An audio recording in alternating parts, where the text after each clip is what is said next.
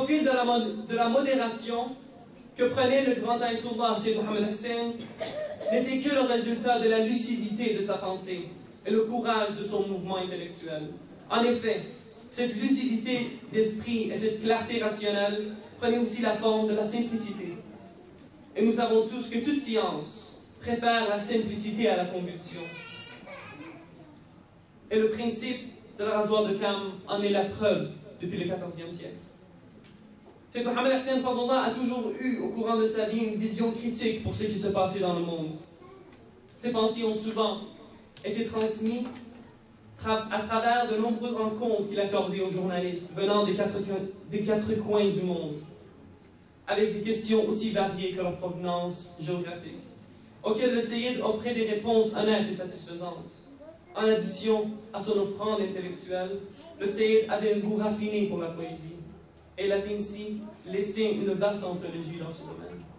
L'existence riche du Ayatollah a donné vie à d'innombrables projets sociaux et humanitaires, dont 7 orphelinats, 3 centres médicaux, 9 écoles, une école vocationnelle, 8 centres islamiques et 4 collèges religieux. Vraiment, face à un héritage aussi vaste et riche, nous ne pouvons qu'estimer le Sayyid pour ce qu'il a accompli. Et pour conclure, j'aimerais vous présenter la réponse que le Sayyid a offerte quand on lui a demandé la question suivante. Si vous aurez la chance de prononcer un discours dans votre raison funèbre, c'est-à-dire dans une occasion comme celle-ci, que diriez-vous? Et il s'est adressé aux journalistes avec sa douce voix, auquel nous sommes tous habitués.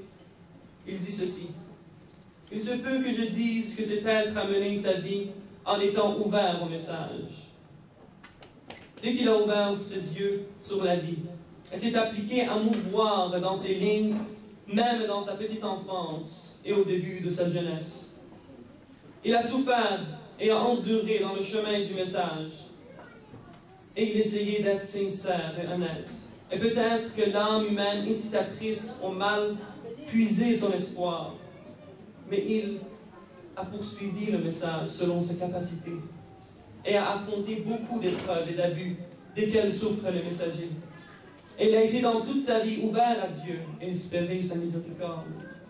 J'aurais dit aux jeunes, c'est ce qu'il dit le Sayyid, j'aurais dit aux gens qu'ils doivent étudier son parcours, puisque c'est un parcours vaste, profond, étendu au service du message. C'était une histoire qui portait des points négatifs autant que de points positifs, mais qui ne portait aucune chose autre que le message. Et il se peut que les gens ne rencontrent pas dans l'histoire contemporaine un homme ou un être contemporain avec toute cette richesse devant tous ces chocs. C'est pourquoi, dans ce discours-ci, je dis aux messagers, essayez de bien me comprendre. Si quelques-uns d'entre vous ne m'ont pas bien compris dans ma vie, c'est parce que les intimidations, les émotions et les complications ont recouvert de la fierté de leur vision. Mais quand l'homme disparaît de la scène et que les autres se sentent sécurisés des complications de son existence sur eux, il se peut qu'ils le comprennent mieux et profitent mieux de son expérience. C'est ce qu'a dit le Sayyid.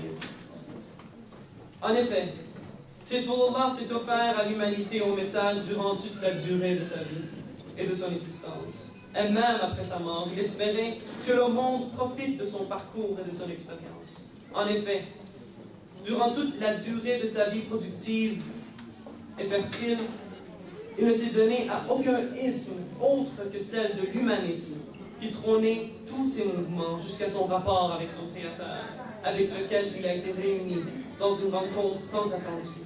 La rencontre qu'espèrent les amoureux après une longue séparation que la vie avait portée sur eux.